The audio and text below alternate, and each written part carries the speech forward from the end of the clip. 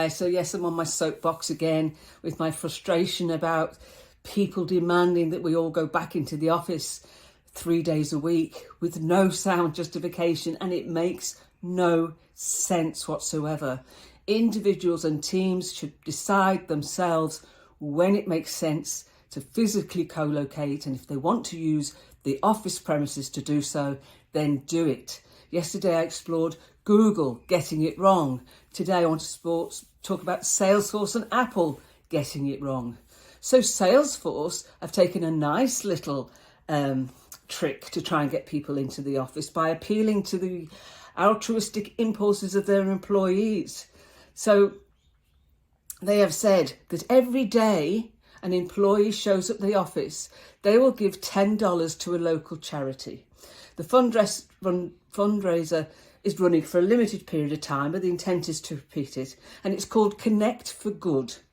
And a senior executive has said, by showing up in the office or for events, you're strengthening connections and creating a positive wave of change in your community. Really? And if you think you're going to get me back in the office because you're donating $10 to a charity, I will donate $15 every week to a charity for the time I don't have to go into the office, because that's what I'm saving on the commute that you're making me do 3 days a week. I'll happily go back into the office when at the end of the day I can say, was it worth the commute?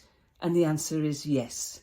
Apple, they're going along the same lines as Google. We want you back in the office 3 days a week. It's a magic number, 3 days a week, and we'll track your badges.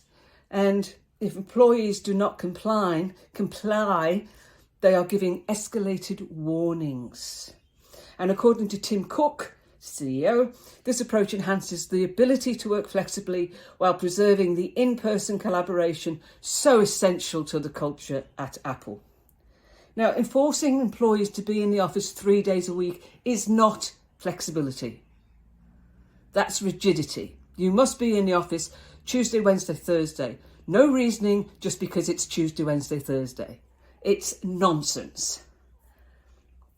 It's just a CEO demand to put bums on seats to justify the real estate, justify the cost of Apple's headquarters. I think it was $5 billion. Let me check my notes.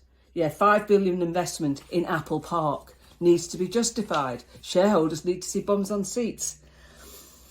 And if you think about it, companies like Apple, they employ clever people, and now you're turning around and treating them like children and taking attendance records, ticking the register to make sure they're in the office. And, you know, during the pandemic, Apple didn't go under. It didn't stop innovating and experimenting. It carried on. So we can collaborate and innovate and experiment working remotely. And if we want to, we believe we can do it better, we'll do it in the office.